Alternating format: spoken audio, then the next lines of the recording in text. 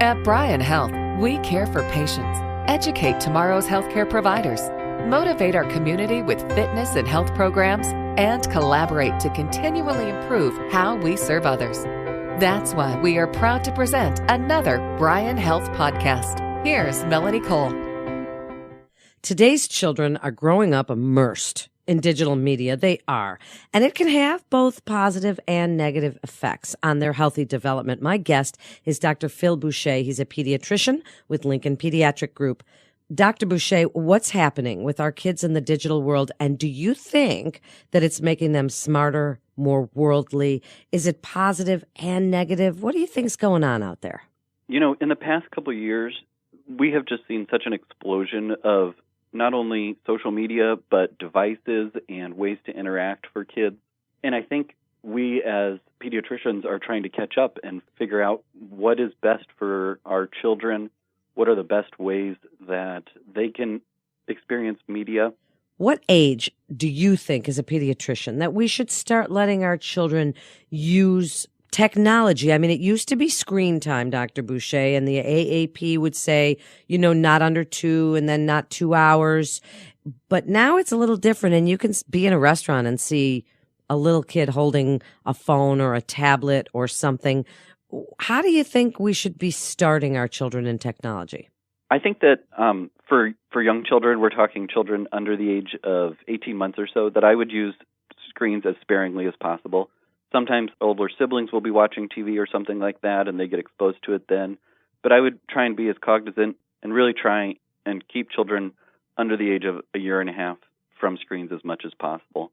I think that as kids get closer to age 2, that you can start to introduce screens and be very consistent and also very thoughtful about what types of digital media children are exposed to. Giving a kid a cell phone at a restaurant to help them wait for their food, I think things like that are okay. That's not a big deal. I worry more when kids are at home and instead of playing outside or playing with their parent, they're just plopped in front of a TV or given a tablet.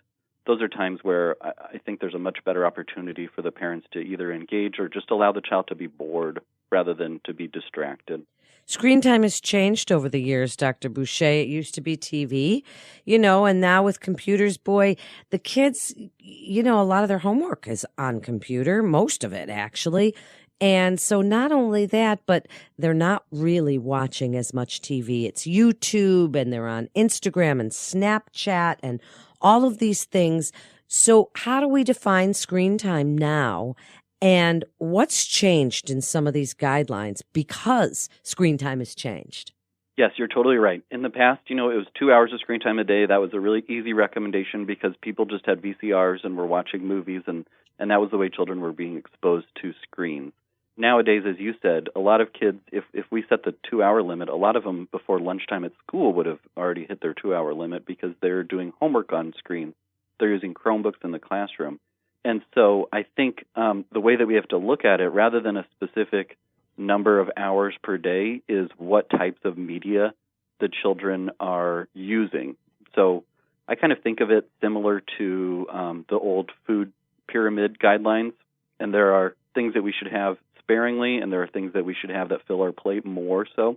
So if we're talking about, what are the fats and sweets of screen time use, I think about just mindless show watching, where you just kind of, the kid sits in front of the TV and watches cartoons and that sort of programming, which is okay if the parents need to make dinner or the child just needs a break and you want to give them a little bit of time to watch their favorite show. That's fine. Below that on the food pyramid, I would think of watching shows with your child, which is better because you're able to engage with the child. Instead of them just sitting there, you can enjoy the programming with them. You can say to the child, what would you do if that happened to you? Or what do you think she's going to do next? As a way to carry on a conversation and get their wheels turning while they're watching something fun. Below that, and even better, would be games where they're able to have some education. So games where they can either learn something or solve puzzles, something that engages their mind and makes them think. So if we're breaking up the media time, I would allow more time in those sort of activities than I would in the mindless show watching. For older kids, like you said, there's Instagram and Snapchat and a million other social media platforms. And I think being very careful about how much time you allow your child to have on those is critical, and making sure that they aren't replacing all of their interaction with their peers and friends with online interaction. So let's go back to the teens for a minute, because this seems to be the toughest group right now. I mean, they're worldly, they're smart, they're able to really communicate with kids all over the world through this type of technology. But should parents, you mentioned, we should be judicious and should we start from a place of trust? Dr. Boucher, should we be friends with them on Facebook? Should we look at their Snapchats and their Instagram? Do we do that, or do we trust them until we hear different? I would definitely have a very close eye on their screen time use, especially in those early tween years where they're developing a lot of habits that they might have for the rest of their lifetime in terms of screen time and the way they interact with others online. The rules that I share with parents around that age, usually I start at 8 or 9 because unfortunately some parents give their kids cell phones way too early. The rules that I share with them are that parents should know their passwords and be able to look at their phone at any time, that all their devices should sleep, meaning charge, somewhere else other than their bedroom, so they're not having their phone as their alarm clock, they're not getting notifications overnight because then they'll get poor sleep, and that we should be using our screens in public places in the house. So in the family room or at the kitchen table, we shouldn't go into our room, close the door, and be on our screens. And most parents have a very positive reaction to that because they're trying to figure out, like you said, how to give their child some autonomy and also protect them from some of the dangers that exist with social media. The other thing that I really try and impress upon parents is that you have to be a model for what social media and screen use you want for your child.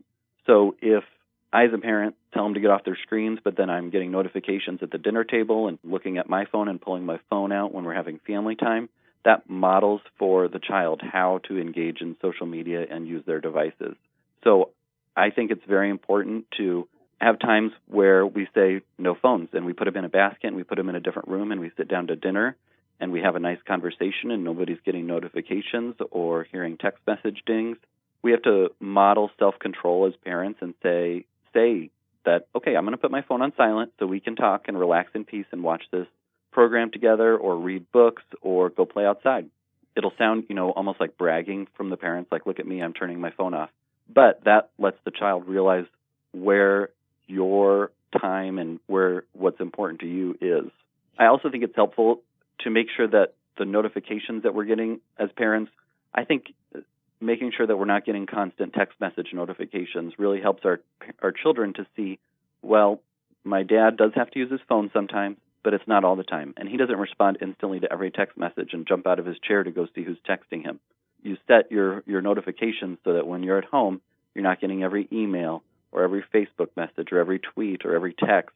You're getting stuff from people that you need to be in contact with, family members, and people that you want to be able to get immediate notification from. But most people I'm protected from. I'm not being exposed to every text message and email 24/7. Really an important point about the role modeling, because especially even in cars, at dinner and in cars, you don't want to be texting and then tell your kids that they're not allowed to text and drive. So, I mean, that whole phone thing is really also about what they see the parents doing. So what would you like parents to know about enforcing some of this, not having their chargers in their rooms and being a good role model and varying the types of media that these kids are exposed to? What would they ask you? What would you like to tell them? Wrap it up for us with your best advice. I would really like parents to, whatever you decide for your family, to sit down and write it on a piece of paper and put it on the fridge and say, this is our plan for screens. It shows the children that it's important, that we have to be thoughtful about it, and we're going to be consistent about it. And it's not just these are the rules for the kids, but these are the family rules for screens. We have no screens at dinner time. Everyone's phone charges in the laundry room. And model that for the children and reinforce the importance of that so that they learn that screens are useful, Screens have a lot to offer us, but there are more important ways to interact, and there are more important things to do than be consumed with our screens at all times. Thank you so much, Dr. Boucher, for being with us today. It's really great information for parents to hear, and communication with our kids is key when it comes to social media and screen time. And a special thank you to our podcast partner, Union Bank and Trust. For more information on healthy living, please visit bryanhealth.org. That's bryanhealth.org. This is Bryan Health Podcast. I'm Melanie Cole. Thanks so much for tuning in.